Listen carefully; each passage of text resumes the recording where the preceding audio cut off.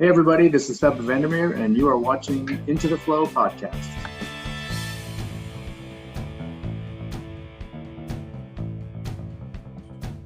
All right, welcome to the Into the Flow podcast. We're here today to talk with Jersey, Josh Cronin, and we're so glad that you could join us today and have a discussion about who you are and your role in the industry. And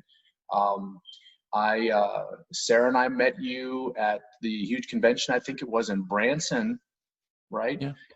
Some of these huge conventions blur together. So I'm remembering a bunch of different window cleaners that I met, and I'm just trying to keep track of which one at which convention. So, but anyway, I wanted to let our viewers or listeners know that you currently run the WCR Nation. It's a podcast on YouTube, right? And podcast platforms. Yeah. And other podcasts. So what other platforms are there? We're everywhere. So SoundCloud, Soundbeam podcast.com, all those, just anywhere you find podcasts, basically. Okay. And you have, and correct me if I'm wrong, you have 169 episodes? Almost, actually. Yeah. Yeah. By the time this airs, probably. Yeah. Okay, cool. And you were saying that you're going to get out there and you're going to do a bunch of shows between now and the end of September? Yeah, so we're doing 11 different podcasts and shows and stuff just to kind of get back out and prep for fall. Fall's our busiest time of year for a lot of window cleaners. So kind of get my face out there some more and see if it can help. Are there some topics that you're shooting for that you're trying to address in particular? Because I've listened to a lot of your podcasts. I'm like, what else can you possibly want to talk about? There's a lot of stuff that you end up talking about more than once, because in window cleaning, as much as we feel like, it's this giant industry, it's not really. There's not really a ton that is in the industry that is specific to other ones. And having, when you talk for a long period of time on a certain subject, it has to be something you could talk a long time. People are like, oh, you should do an episode on stack ladders. It's like, well, that would be a really hard 30 plus minutes to do on just one item like that. So, yeah. So on that note, I did want to ask a little bit more about you and how you got into the industry. You have a podcast that talks about who you are, and you kind of go over your history briefly, but I was wondering like how you got involved in the industry. What were you doing before and how you gravitated to windows? Yeah. So I started my window cleaning business about 15, 16 years ago now, something like that. And I got into it kind of as a side hustle, like anybody. And I had a full-time job at the time. And all of a sudden I did a home show, and the home show did really well for us. So it was like, well, I could keep going to my job that I'm making X amount, or, my real job is getting in the way of my hustle. And that's kind of how I decided to take the leap into window cleaning. So what were you doing before, and who introduced you to the side hustle? Like how did it occur to you to take on the side hustle? Yeah. So I was actually in banking. I worked for a credit union. I was a senior collector there for maybe 6 years or so, something like that. And I had time off from my work, and my brother had owned a painting company at the time. So I said, hey, I'm bored. I got time off. We didn't do what we thought we were going to do on the vacation. Ended up, my wife had to work. And I said to him, I'm like, hey, let me just hang out with you guys during the day. So we happened to be on a job, and the guy handed him a bottle of Windex and a squeegee and was like, hey, can you clean the windows when you guys are done painting? And he gave it to me because I was like, just there to hang out basically. And I liked it. I got done with it. I'm like, man, that was kind of fun, right? And did some research on it. Back in the day, there wasn't as much research, but did some research and was like, oh, you can actually make a living doing this. So that's kind of how I started it as a side hustle. And I always like to have something on the side. Just it's fun for my ADD to kind of do lots of different things. And that's kind of how I got into it. Yeah. I think I don't even know what my side hustle would be from window cleaning. I mean, it has enough intricacies and variations and offshoots that I feel like it tends to just capture my full attention. I was in the environmental field before, and I was working for the city of Dallas. I was working in the water utilities as an environmental guy, safety and environmental. And then I was also waiting tables, and I just like, you know what, I gotta find a better way to support the family. So I was talking to my dad, and he's been a window cleaning. He's had multiple window cleaning businesses, and he kept telling me about how great it was and the pay. And so I just decided to experiment with it. And, you know, at some point I ended up getting fired from my day job, not from the city job, but from a private company that I ended up with. And my side hustle became the main hustle. And then the restaurant job was like something that I had to use to kind of help make that transition. But then ultimately it's now the full-time hustle. So. Yeah. You know, it's crazy. Like life in general is kind of like riding a bike on the sand. Like you can kind of see where you want to go, but you don't know how you're going to get there. You know, like life kind of dictates where you're going. The same thing with you. Like if you wouldn't have gotten fired, then would you have really taken the jump? If you didn't have the security of the other job, would you have still gotten into window cleaning? It's pretty cool how everything starts. I love hearing like starting stories like that. Yeah. And I remember being so scared because I was so excited about working for this private company. Some municipal jobs aren't like well known for their pay. And so I was trying to support a family of 5, 3 kids and my wife and myself. And I was just getting tired of doing the day job and the weekend job at the restaurant. And I was like,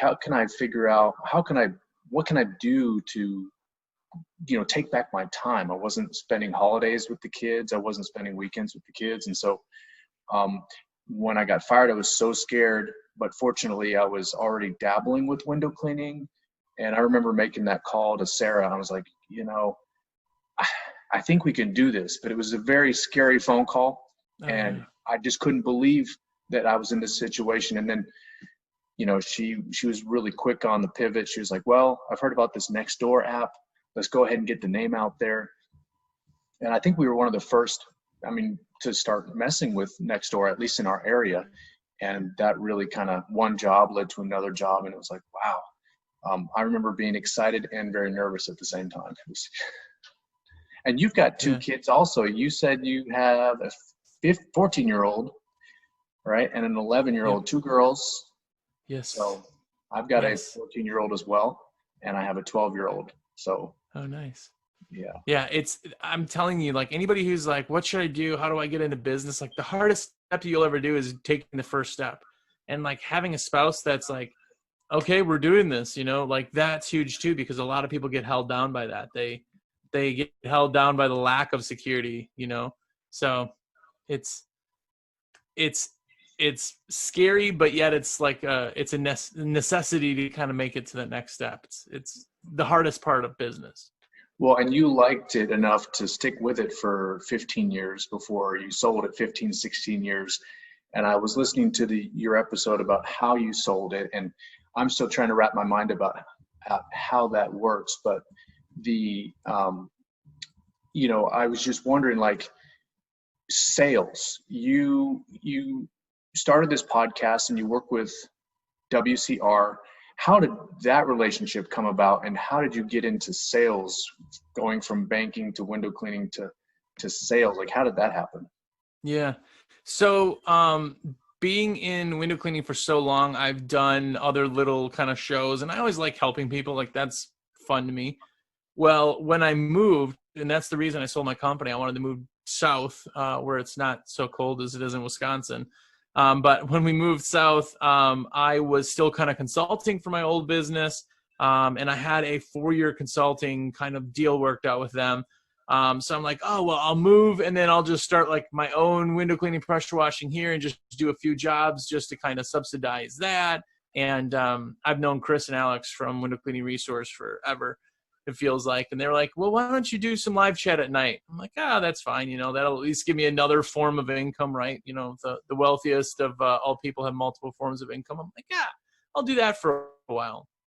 And it ended up being that I had too many hats on. I was trying to do too many things. So it was like, all day people would call and talk to me at night, and then they'd want to do something during the day, and I'd be out with a pressure washer, and then I'd have to call them back. And finally I was talking with Chris. He's like, just do this full time. Like, just go get rid of that, take away some of your hats. And then as soon as your consulting is gone, you'll have even more. And that's kind of how I got into it. So I get to still help people, right? Same thing as you do when you're talking to somebody in person, but I get to start new businesses again on somebody else's, hey, this is what I think would be awesome, and most importantly, I still stay in the industry that I feel like I know and have the best kind of knowledge on. So it's really a nice kind of pairing for that. When I was listening to your episode, I was thinking like because this is the question that we're struggling with right now, is how did you, so you started off as a single, you were out there in the field by yourself initially. How did you grow? Like, what were the steps that you took to get to a couple of technicians?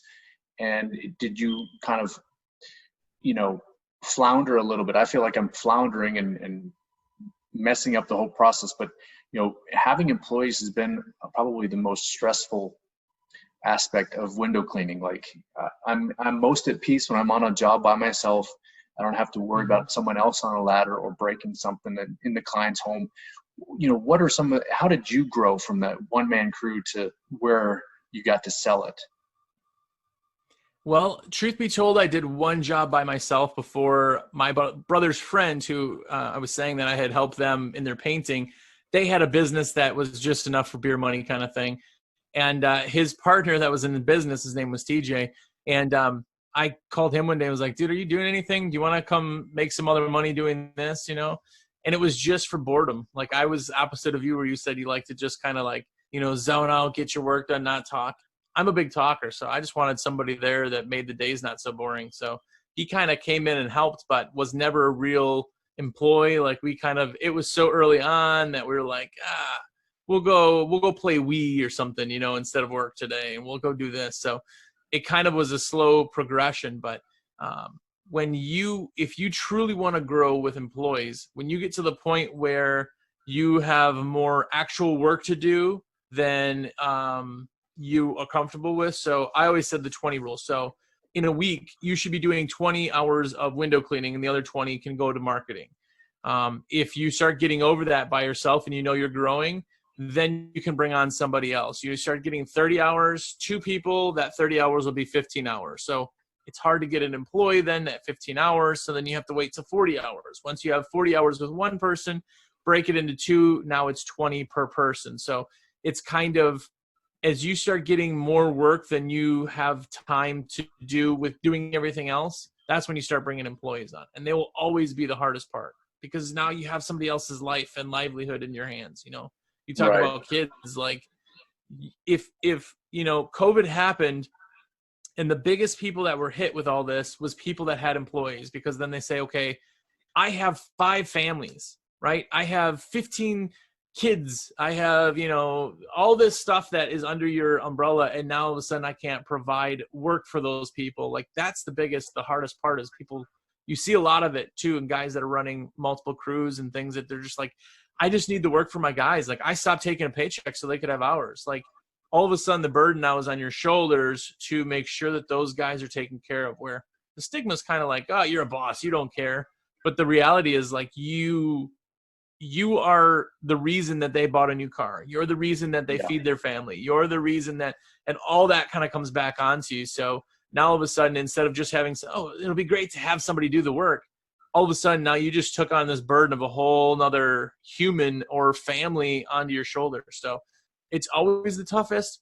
And it's always the one where you feel like you're flubbing, because if there's 40 hours of work, you can't produce 50 hours, right? You can't do more than you have. And it's always tough. It's always a juggle, basically. So did you have aside from the banking, did you have a business background before you started growing the window cleaning business, or did it just come intuitively to you, just in terms of, this just makes sense, this is the math, start with 20 and 20 and then 30 and 30, whatever, did you have a business background?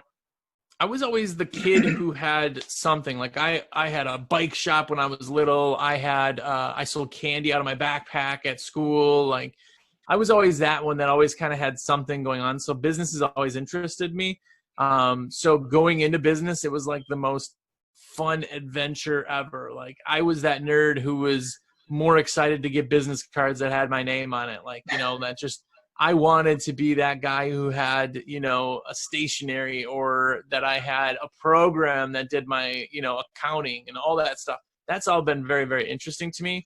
So I feel like in business, and this, anybody watching or listening can be mad all they want, but in business, you can sell or produce anything, but business is still the same, right? Yes, there's nuances of like, you have to know how to specifically sell cleaning services or a t-shirt if you're selling a t-shirt, right?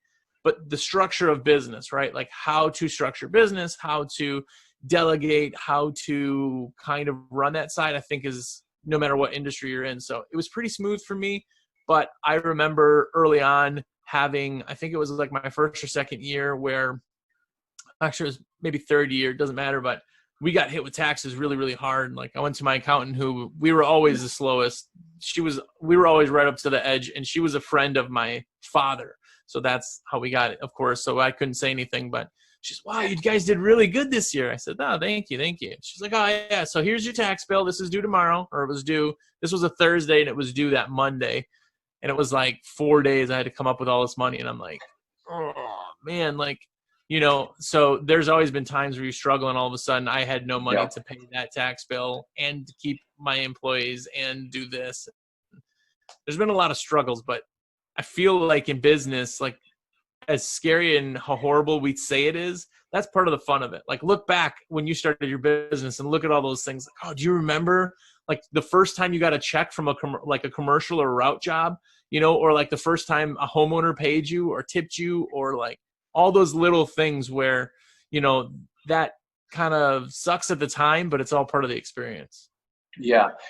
So you clearly that you were handed that bill, and were you totally freaked out? I mean, how did you talk yourself through paying that off and still holding on to your business? I mean, that's not an easy thing to do. That's like, that could be daunting for, a lot of people. They're like, I'm out, I'm done, I'm throwing in the towel.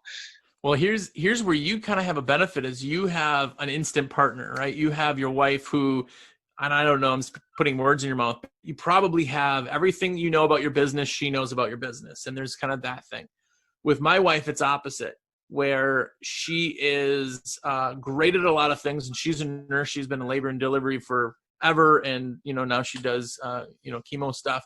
So she's able to do the pressure. She's able to do the on the spot. Here's the thing. Hey, this person, they need blood. They're going south, right? She can do all that. But when it comes to worrying about things that are out of her control, it's not her forte. So when something like that comes up, I kept everything from her. I didn't tell her the negatives of anything because it was my burden, not hers. So I didn't need the whole family being sad about this. So that weekend, I remember like trying to just figure out what's going on. I was researching like what happens if you don't pay it right away. How do you do this? How do you do that?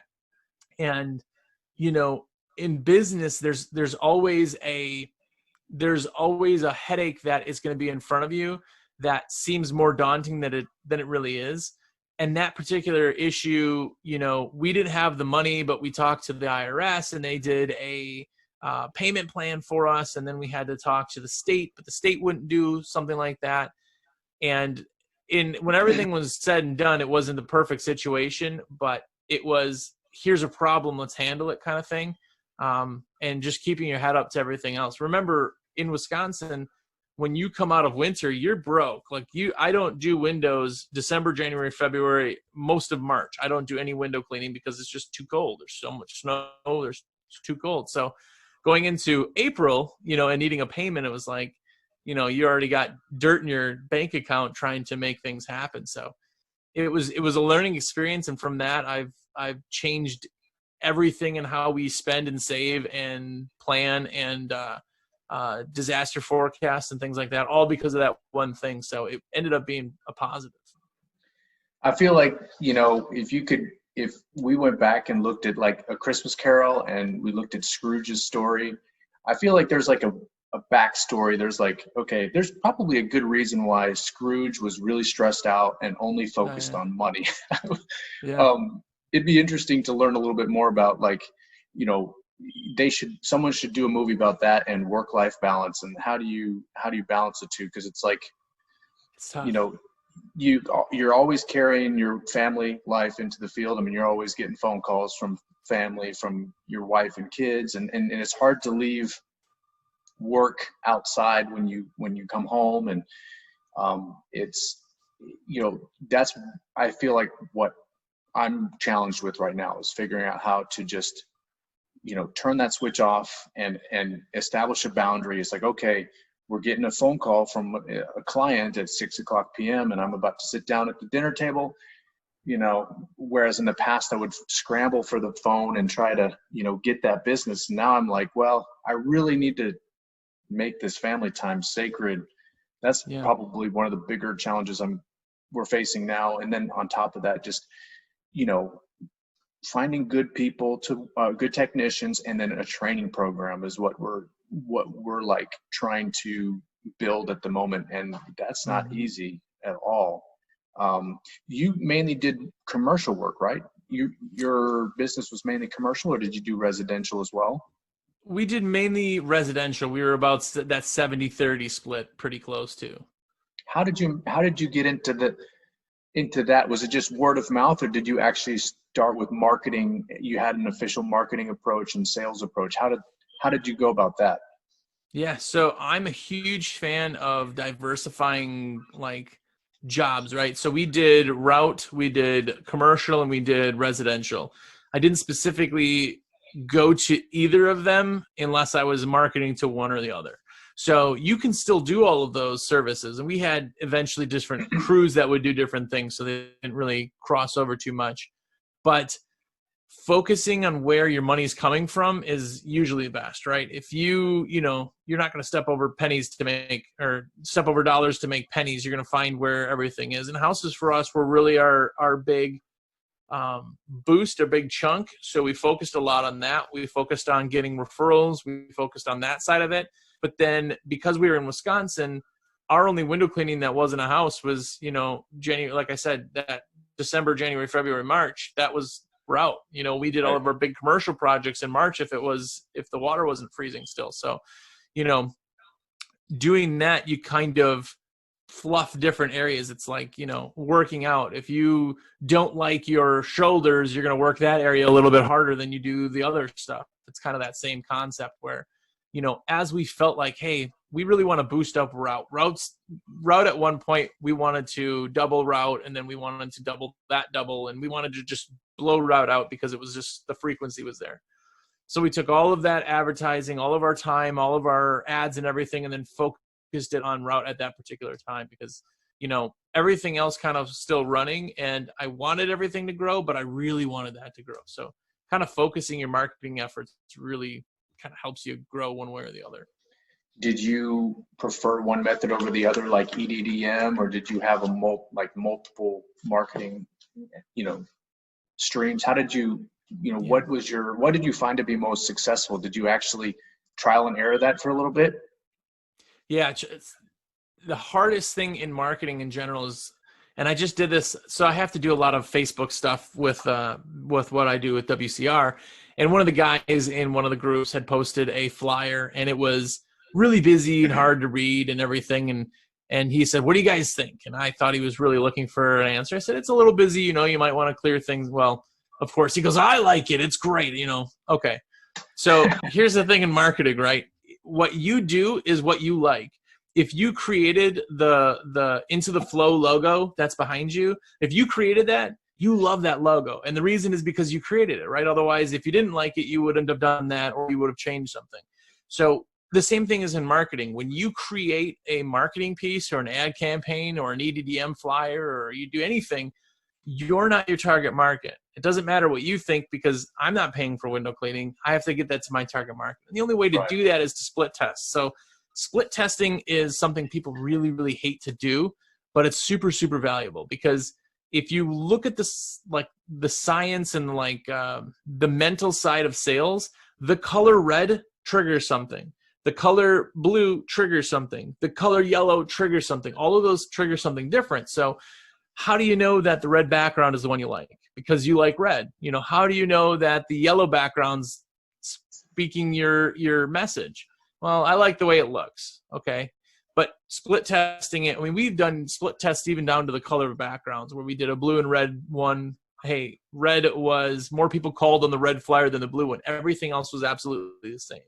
The only reason to find that out is to do split testing. So it was super, super hard for dialing everything in, but that's your job. You know, the business you have may last you, 30 years. Start split testing now, and eventually after X amount of years, you go, hey, guess what? Red always works better for us. You know, that picture, our people are more dog people than cat people. So don't put cats in the, like little things like that you tailor and you kind of find out what works. And eventually when you talk to these big guys who say that their ROI on mailers are 3%, you're going, how the heck can you do that? It's because they split tested for the past 10 years and they found out in their market and their people, this is what works. That's why they put that out. So it's the long game, really. I have never heard that split test. I've never heard of split testing before. Really? And do you discuss that in one of your WCR Nation podcasts? I need to go back and listen to that one. Do you remember what episode that was? Probably not. I don't. That's out of 169, out of 169 episodes. But you know what's crazy? I'll tell you a split testing thing that we did that really did shock me is we split tested with, so we have a printing department, obviously, but at the time we were running through GotPrint. GotPrint makes some amazing, actually here, I'll show you, like full color, super glossy, these like nice thick card, like that piece to me, I feel like, that's so nice, right? And then I got to thinking, well, if I'm sending this out and my return is not that high, why is it? Is it the piece that's not tested enough? Is it the colors? Is it it could be anything, right? And then I thought, well, people may think that we're too expensive because we're sending out a fancy flyer, even though a flyer like that costs you like 2 or 3 cents to print, if not less, depending on how many quantities, right? So I went to our local printing company that we actually clean their storefront windows, but I had 500 flyers made up with the yellow canary, black printing with the yellow canary paper, and it was just generic, right? Like stuck a picture on there, it was black and white, no color. It was the most thing I've ever been ashamed of for doing, and sent that out. And our return on that was 1.5% higher than we are when we send out our glossy ones. Wow. And it was because people thought in their brains, and again, we did some questioning on that for people, but what we figured is that even though in this other piece, it cost us 5 cents a piece to mail or to print, the high gloss, super thick, UV coated cost us 2 cents. They still assumed we were more expensive of a company because we sent out the fancy one. So from that point on, we started doing different areas we'd target with different mailers. If we were getting into an affluent area that, they were hoity-toity and it was more of what I have and what do you have kind of thing, we would send a fancier flyer with fancier pictures and fancier font because that was what they connected with. If we were getting into what our kind of bread and butter is cookie cutter houses, right? We want to be somewhere where people have just enough extra money that they're comfortable and prideful of being able to hire somebody to do the windows, but not so fancy that, all of a sudden now it's this big thing. And that's where our money kind of came from. We would send them a completely different flyer. So it's pretty interesting to kind of see how people connect and what pieces people connect to. And it's different than you think. It always is different than you think. Yeah. I don't think that we haven't really dabbled in marketing and advertising yet. I think we tried to look at Google AdWords and we're, thinking about SEO and that kind of thing. But right now we've kind of grown on word of mouth referrals. But as you know, when you start having a crew and you start wanting to multiply to multiple crews, you're going to have to find a way to put more fuel in the furnace for them to be able to keep up with more work on the calendar. And that's kind of been a scary part. It's like, okay, what goes first, the cart or the horse? What side is this? What side is the cart? What is the horse? And so Sarah and I are kind of, peering into the abyss and trying to figure out how we're going to, build that second crew, and then how we can sustain that second crew. So those are some of the questions that we have. We'll probably have to come back and listen to your podcast about that. But you have an episode that actually talks about tips, tricks, and hacks for a killer company.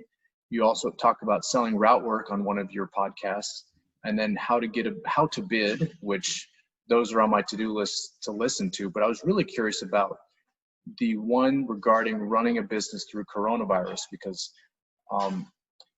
did you put that one together before you sold the business or after, and you just kind of went back and looked at how you would do it? Like, what was that like when coronavirus hit? How did you keep things going? Well, through that, I did not own my business with coronavirus in general. I did go through the housing collapse in 2008, 2009, that kind of time, but we did go through it with WCR, because obviously on a testing side of things, nationwide companies, some companies say in Utah never even shut down, but other companies in Boston are still feeling it. They're still having a terrible time. So to kind of see it all over there across the border, you kind of see what people do and how it works and all of that. And a lot of this, it's economics in general, which is a super boring topic. If you're not really into economics in general, the word economics is as boring as bulls and markets and things like that. But the whole idea on anything, why before an election do the stocks always drop? Why when a housing market did what it did, why did the markets drop? It's all uncertainty. And uncertainty is why we didn't have work for a while. In coronavirus, all of a sudden everybody goes, hey, guys, just so you know, we're shutting the world down right now because this giant virus is coming in to kill everyone. That's how the beginning of this thing started. And everybody went, okay, right? But they didn't know, okay, when are we going back to work? Are we ever going back to work? My dad right now is still off work because he does trade show exhibits. He works for one of the big trade show houses. He's still not working because there's no trade shows, right? So you didn't know, or your customers didn't know, am I going back to work? When am I going back to work? Is it going to be the same work? Am I only working from home? Am I going to have to sell my house? How am I going to pay my mortgage if I don't? There was so many uncertainty things that people weren't comfortable going, I need window cleaning, right? But as it kind of went on, after the first month, and then all of a sudden places kind of started relaxing a little bit. Okay, we're doing this. Oh, we can see the numbers now are coming in like this. So, China started dropping in their numbers, and all these things started coming in. People started grasping and being able to envision what this mysterious thing was. Okay, well, it seems like we're going to be out of work for another month. Or it seems like we're going to be out of work for maybe another 2 months, but now we're getting government subsidies. We're getting our unemployment. There's blah, blah. People are now comfortable. As they started getting comfortable and them being in their own houses, they start hiring services like, these windows are horrible. If I'm going to be here and now I'm working from home, I'm going to get our windows cleaned, right? So as people started getting comfortable, it started coming back. And then everything paired together is why everybody seemed to have such a big boom right after everything went to crap. And that was because of that same thing. All of a sudden people were like, okay, now we know what's going on. We're certain of where the economy is going. We're certain of where our job is, or that we're going to make enough money in unemployment and everything else. Let's go and start doing these services again. And that's kind of where that whole rebound kind of came from. So you talk about sales in a couple of your podcasts. I was curious, it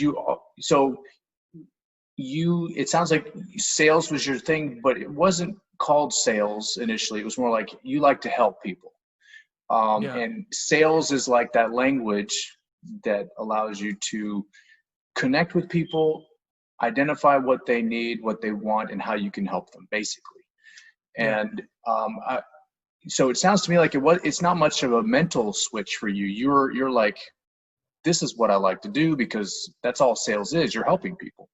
Yeah. For me, it's been a little bit more challenging. For some reason, there's been this, I think negative is a strong word, but sometimes I view sales in a negative way. And so for me, I know that I've got to figure out a way to turn that switch in my brain to just acknowledging that you're helping someone, you're meeting a need. And so we're like, you know, we're like you, mainly we have residential, but I wouldn't even know the first thing about getting route work. I wouldn't even know, like knocking on someone's, you know, storefront saying, hey, looks like you could use, you know, looks like you could use some professional window cleaning. Like that would kind of, that part makes me nervous. Well, so here's something to kind of go off of that too, is if you saw a little kid, 2 years old, you're at a party, right? All of a sudden, the little kid goes sprinting off towards a busy road, and you see cars going. Nobody's noticing this little kid, but you see it. You would do everything in your power to knock people over, to catch the little kid, stop them from going in the road, because you knew there was only one ending to that. That's great. And that was 100% the thing that you needed to do. You're 100% sure that there was no questions, right? Anything in your way, you would end up done. You would push people, little old ladies, out of the way to save this little kid, right? Well, that's kind of sales, is that if you actually believe in your company and you truly say, you know, my company is the best company. I'm going to be the best window cleaner that you have. I know that what I do and how I treat my customers and what I do, I know that that's the best. Then sales is easy, because then you're just explaining to people why you're the best. You know the answer already. If you're ever, oh man, I don't know, you know, like it's hard in the beginning on big jobs too, where your first $10,000 job, you're going, oh man, that's just too much. Well, it's because you're not sure that they're happy with the 10,000. It's not that you don't think that your job is going to be the best job. It's not that you're not 100% confident in your services and what you provide. It's that you're not sure about what they're going to think on that other side. So getting over the mindset of just sales is explaining things to people when they ask questions and letting them make their own decision. That's kind of what sales is. You're selling yourself, you're selling your business, you're selling your window cleaning and services. You're just explaining it to people. You know that a storefront, if you walked into a restaurant and the windows looked like a horse sneezed on them, you probably wouldn't eat there. Like, you know that. So knowing that they need to have their windows so that they have a good, clean look, it's easy. Yeah. We actually just submitted an estimate for around that amount for a larger commercial property. And, you know, that particular size estimate, I still haven't gotten used to submitting. Like, it's still like, you know, I'm really nervous about hitting the send button. But I imagine go ahead. How much did the building, like the complex that you bid, how much do you think it cost them to buy or own or make that or build it? This particular complex is in the realm of, like, I wouldn't even know what to guess. Like, it's huge. It took me maybe 30 minutes to do the complete walkthrough, just to do the walkthrough. They've got a security guard. They wanted us to look at 4 different buildings. And so for me to, like, try to put myself in that position of, like, what do they budget for maintenance and that kind of thing, I would probably be amazed if I could just you know, be a fly on the wall and see what their budget is. I'm sure that what I submitted was probably probably nothing to them. Yeah. But we were on building this on behalf of another contractor, so it's like, you know, it's like, did we meet their requirements? That's kind of the other level, you know. Yeah. So it's tough when you look at, like, say a complex that costs $10 million. You and I can't think of, like, owning a $10 million. I don't know about you, I guess, but I can't think about owning a $10 million property, right? So when you look at the numbers in something that big and you're going, oh my gosh, $10,000, it's like, yeah, but they have a $10 million property. They're spending on average a tenth of the cost of the property every year in maintaining it. They probably spend more than $10,000 to cut their lawn every month, you know? So there's a lot of things that go into it where we get stuck on numbers and we get stuck almost selling to ourselves. Like, $10,000 is more than I would ever pay for windows. But for them, they're like, yeah, okay, cool. Yeah, that's where we need to be. And, you know, sometimes it really depends on how you frame the question. So this isn't directly related, but for some reason, when you talked about that, I was thinking about office space. So at some point, Sarah and I want to get a legitimate brick and mortar office space for our, you know, to have all of our equipment, to get it out of our garage, to have a training area, to be more official and legit, I guess is the word I'm looking for. But, when we were talking about it, we were just thinking, well, that's going to just be another monthly expense. That's going to be, I don't know if we can afford that right now. And then we just started having a conversation about, okay, well, right now, here's how much time our team is currently spending on the road, driving from their house to our house to pick up a work vehicle, then spending another, hour and a half to 2 hours in traffic, just getting to their first job. And at the end of the day, returning. And then when you start putting the numbers in terms of productivity, you start to realize, well, geez, if they were 20 minutes closer to their job every day, then it almost pays for itself. Yeah. That's just an interesting switch. The question that you ask determines the outcome. And it's just weird how 3 to 5 years into the business, we start thinking that way, so that's one of our big projects, is looking at an office space to see. And now it might be a good time for us to look at, space, because it's, people are working from home. So it might be the best time ever. Yeah. It's especially if you're going to hire people, like if you want crews and things and more employees, and the more crews you have, the more office staff you have to have. And I'm not really feeling super awesome about having office staff in my house, like that's weird. Like they got to come to your house then and park in one of your bedrooms. Like there's a lot of things that having that business opens up. As you get bigger and bigger and bigger, that's what has to happen. You're doing job interviews at your location as compared to in your kitchen, like there's a lot of pros to that. Yeah. And then, on the one hand, you might think, well, I don't know if I'd be interested in working with someone if they couldn't see past the fact that we're still a owner-operator business and that they have to come into our, park on our street and pick up a truck. But on the other hand, you're dealing with a different kind of person when they see your business as legitimate and they see an actual brick and mortar office and there's an actual training area dedicated to training.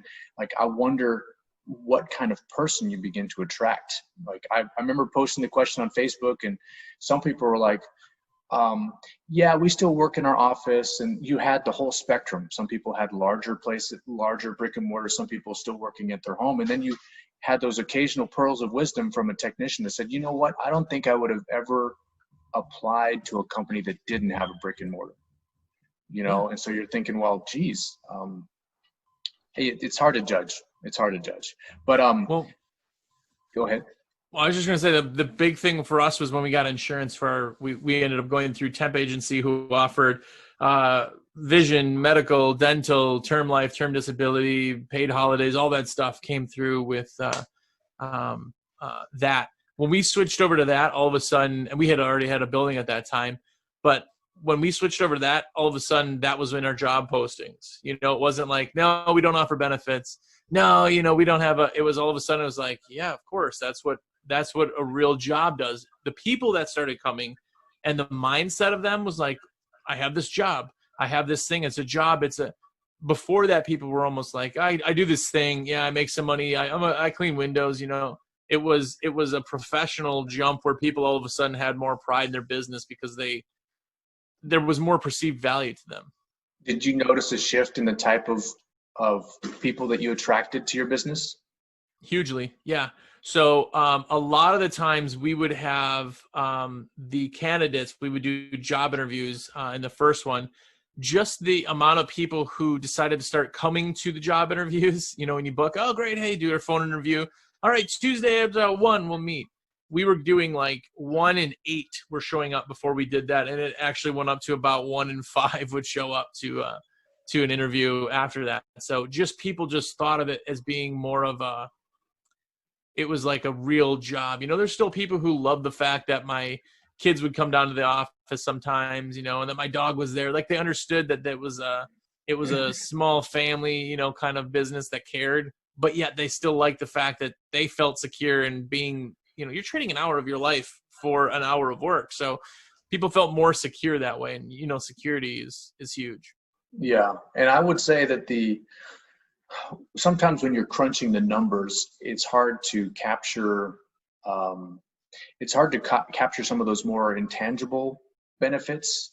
Like, I'm sure that a numbers person could do this where they could actually say, okay, so before you had your brick and mortar office, this is how long it actually took you to create another team. And to you, you've had a business for a while. That team means, okay, I've got I don't know what your numbers are, but maybe it's like, okay, I'm going to expand to another crew. I'm going to dedicate $150,000 to $200,000. That's going to give me the truck, the training, the equipment, all that stuff.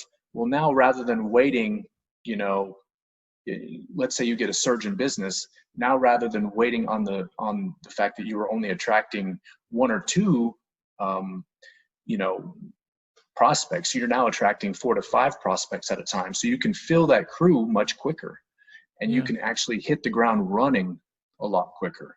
And then, of course, there's that element of pride that you can't capture either. Like, yeah, these people are now proud to be a part of your business. In our case, it's Dutch Shine. But, you know, but it's still a scary thing. Like, still, do we want to make that kind of monthly payment? But I think we're really close. I think we're really close, and it's going to be exciting. So I wanted to ask you about customer expectations. Like, what are some of the ways that you set customer expectations? You've been in business for 15, 16 years. You started a couple businesses. You sold the first one, then you moved to North Carolina. You started one briefly, and then you sold that. Like, what are some of your tricks for identifying the customer's needs and setting their expectations? Yeah. So it sounds weird, but if I told you and I'm in a room and I'm trying to open one of your storm windows, I don't know if you have storm windows there, and I know that this is an old storm window. It doesn't look good. I say, hey, I'm working at this window and I can't get it open and I don't want to break it. And the lady goes, oh man, I really wish you could get that open. I can try a little bit more, but there's a chance that I could break this window. That's okay. Let's see if we can get it done. And I start working on it and I break the window and I go, listen, we tried, you know, I was careful, but I broke that window. The person is going to say, oh man, well, all right. Well, we tried, right? You just broke someone's window and they're completely okay with it because they had the expectation. They knew what was going on. So I'm a really, really, really big fan of over explaining and over, I guess, letting people know their expectations of what's going to happen. Like when we get to a job, okay, today we're doing outside only. So that means that your outside frames are going to be done, but we won't open the windows or anything like that. You chose not to get screens today. The person goes, oh, great. Okay. Yeah. When I'm done with that job, no one over go, hey, you know what? There was like, you know, water in the inside sill, or hey, the screens were still like, they knew right out of the gate what the expectations were. And it sounds weird because you're like, well, they should know that. Yes, yeah. But a lot of people don't get windows cleaned, or it's just anything. If you go to the mechanic, they show you everything they're going to do before they do it. And it's so the expectations are there. Like if your car just breaks, it doesn't work. It doesn't matter what that price is. It's once you understand the price, you're okay with it because you need your car back. That's where the expectations come in. If you don't meet expectations in any aspect of your business, that's when you get a bad review. The only reason you get a bad review is because some expectation, either quality, staff, never price, because we talk about price before, right? Those are the big problems. Those are the big reasons that people will then get called, hey, you know what? We had everything done and there was still, you know, the back patio just, it looked awful. And you come back and go, well, yeah, that was travertine, whatever, tile, right? That never looks great when it's done. You actually it's clean, but it doesn't look great. Well, I didn't know that. It just doesn't look clean. You know, if you would have explained that, then they would have known you wouldn't have had the bad review. Yeah. You know, usually the ability to communicate to a client customer expectations and setting customer expectations, usually that process is informed by a series of bad occurrences that you didn't take the time to do, or you didn't know that you needed to explain that. Like we had recently a 1-star Yelp review, and it was from a client who we wrote out everything in the invoice or the estimate. You know, here's how much it's going to cost. This is exterior only. This is what our technicians are going to do. And then come to find out, she was very upset to learn that that we didn't do in and out. For some reason, when she looked at the estimate, she saw, oh, they're going to come and clean in and out of my house for this price. And, you know, it turns out there was just exterior only. And she was furious when she realized that. And even though we had communicated several times, so part of it's like, okay, how what could I have done differently? And we acknowledge that in the response to the Yelp. It's like, okay, well, we communicated this, we communicated that. We're not exactly sure what we could have done further, but let us know if there was something we could have done further. Have you ever had that situation where there was just a misunderstanding in terms of in and out and pricing? How did you handle that? Yeah. So a lot of times, again, from that little experience you had, you're going to probably change. Okay, well, when we talk to people, we're going to do this, right? You're going to get something from it. And that's the same thing when you have any issue that comes up, you either have it be a mistake, which means you've learned nothing from it, or a lesson if you've learned something from it, right? And I've had a lot of lessons where people have come to me and I've done bidding over the phone, and there was a time when we used Responsibid, which I love Responsibid, but I had put pricing on there and somebody did, it was like 12 windows. I'm like, oh, it's a little job, whatever. We planned it. We got there and there was like 52 windows. I don't even know what the person was thinking. I don't know any of that stuff. But what we say is when we get to a job, and we knew as soon as we pulled up, like, this is not right, something was wrong. So we explained to them, hey, on the form, you said you had 12 windows, but there's actually 52 windows. And she's, oh, well, I thought it was this and this and this. I said, well, we can do two ways of that. We can actually do just 12 windows because that's what you thought you were paying for, right? That was your expectation. Right. Or we can do everything and it's going to be this price, or we can do any variance in between. Giving them options. It's not a yes or no. It's not a I'm mad, I'm happy. It's okay, well, here's your options. Now choose what option you want. And then again, like we were saying before, anything that you choose is always right, because you did it because you thought it was right. So, she chooses what she thinks, and all of a sudden you're back into where it was, and there's no loss of expectation because you changed the expectations on job site. I like that approach. I hadn't really thought of that. I hadn't really thought of, like, for me, I would have been cringing at the situation of having to say, just so you know, this is what your estimate actually included. It didn't include this. Like, I've always kind of been on pins and needles, but I like that approach where you're like, well, no, this is what we communicated to you. And now that we're here on site, we can see that there's a significant difference. Here's what we can do. We can do this. We can do something in between.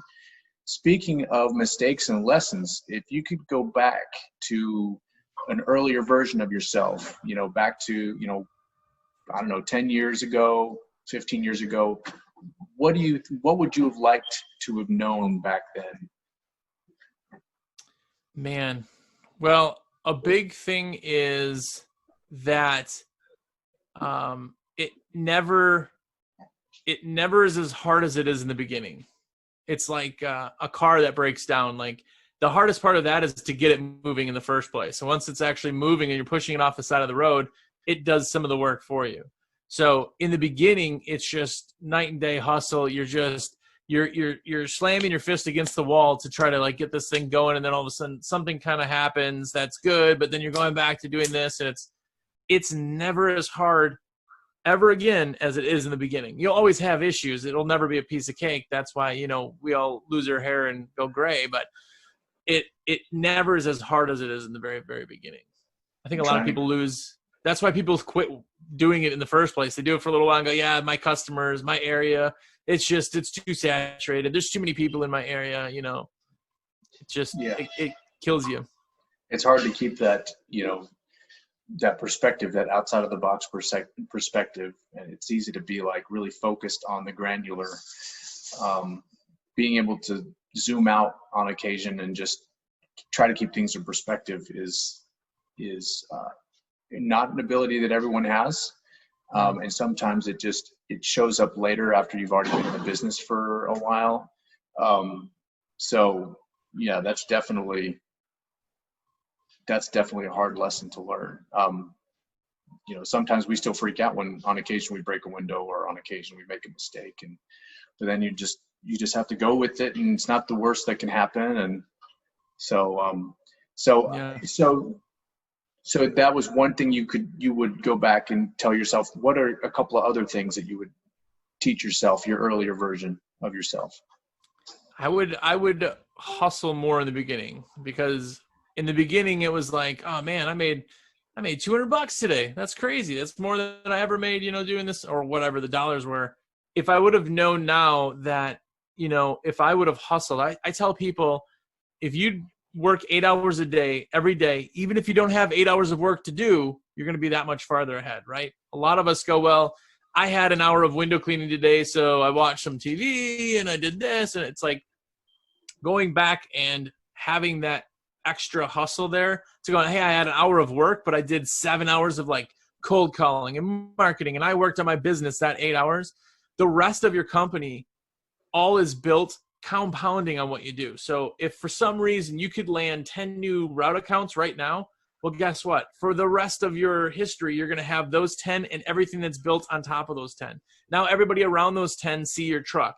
Every one of those people tell their friends for the next 10 years, right?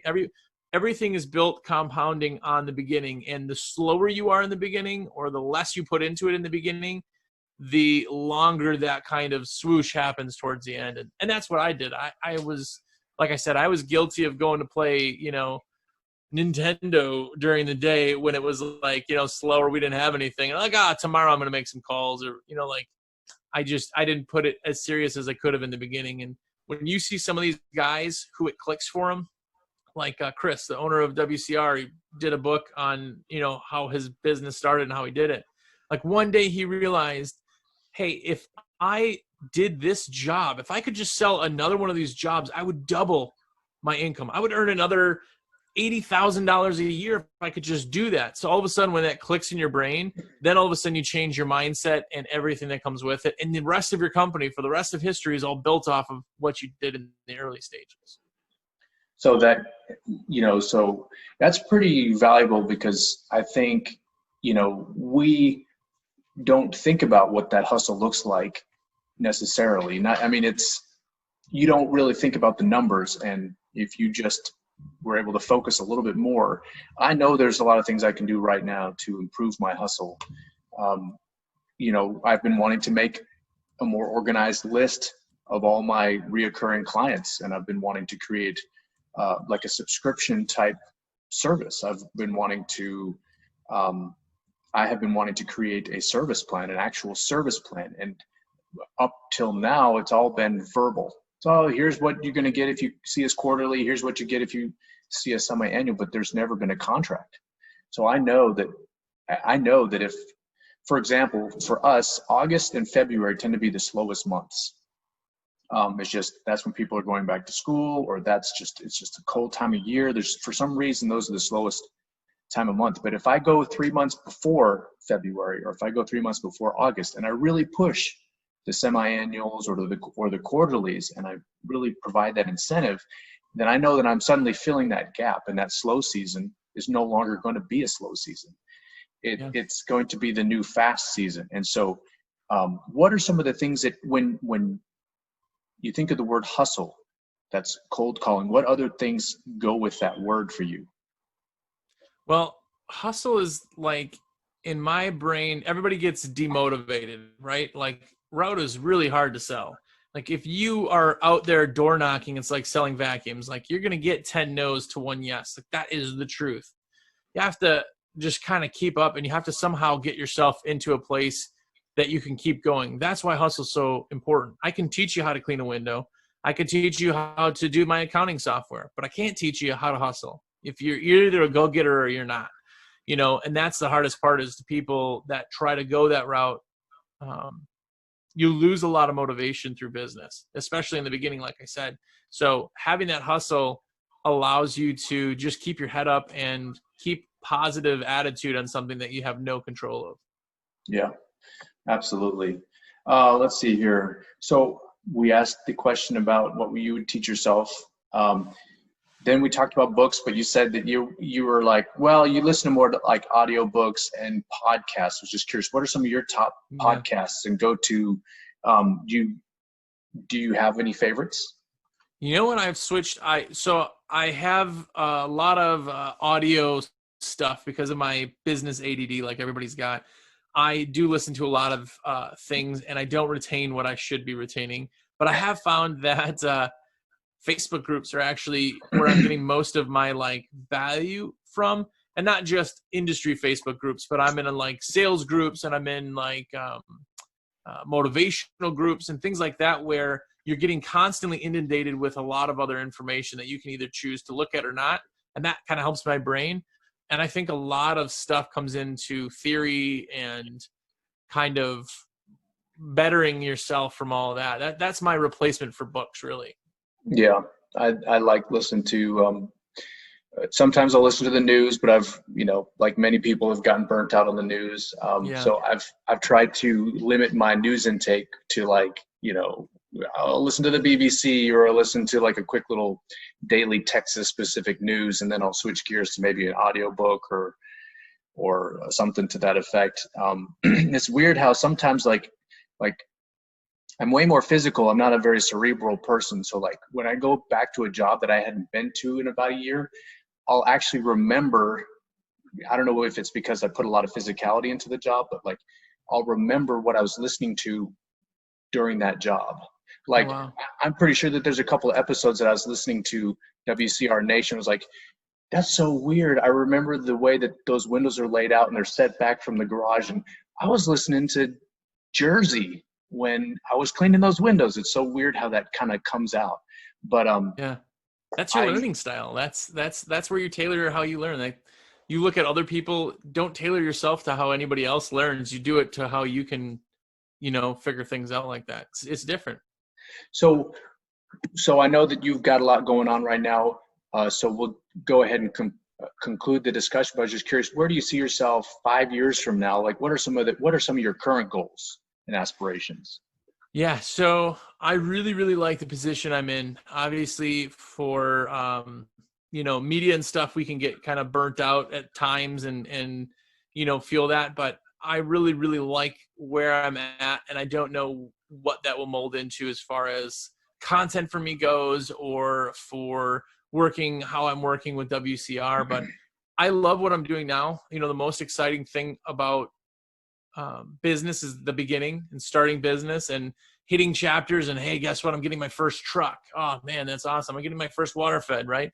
So I get to experience that all the time. So like every day there's people that I get to feel like I'm actually doing something. And I don't know, I really like where I'm at. And I have not thought 5 years ahead to where I want to change, or what I want to change, I should say. Yeah. I mean, you're in a pretty good spot. I mean, you said you just bought some property up there in North Carolina, you like to spend some time in the mountains, and yeah. And if you're happy doing what you're doing, then there's no real need to, try to, forecast 5 years from now.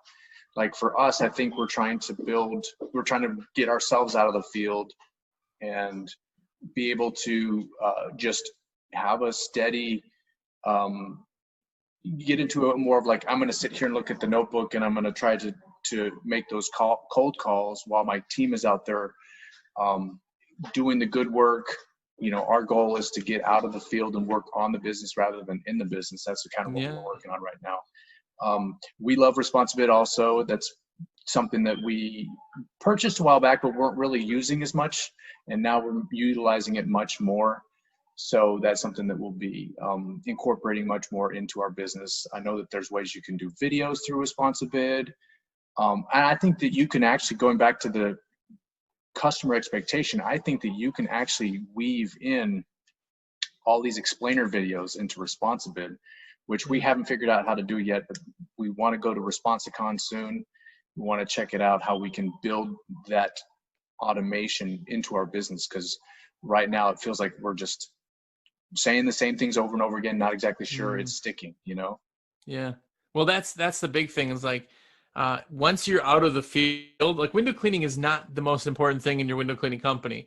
It's the business side of it. It's the building the business. Once you're not doing the window cleaning, you then can do all the rest of the stuff that makes sense in the business, like building your business, like selling more jobs, or learning Responsibid, or getting your systems more in place, or building your marketing.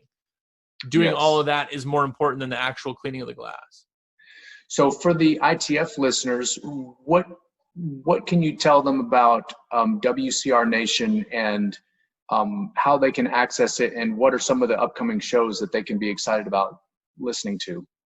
Yeah, so anywhere podcasts are available, or if you're a watcher on YouTube, I more have a face for radio, but hey, they're there either way. But you can check it out there. There is over 3 years of content. We put a new one out every Friday, and we haven't missed a Friday yet in 3+ years. I'm not going to do the math.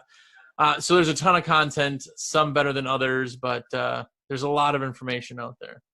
We'll be sure that when we post this on our Facebook group, we'll include a link to WCR Nation. I'm sure that there's already several people that pay attention to it, but thank you so much for taking the time to chat with us today. And I'm looking forward to bumping into you again when we go to the next convention, whichever one we end up at. But I'm going to be catching up on some of those episodes because I've gone back and looked at some of the newer ones you've put out. I need to check that out. So, but Nice. Thank you again, Jersey. Really enjoyed our discussion, and we hope you enjoy the rest of your week. Awesome. Thank you. Thanks for having me. Yeah, absolutely. All right. Thank you.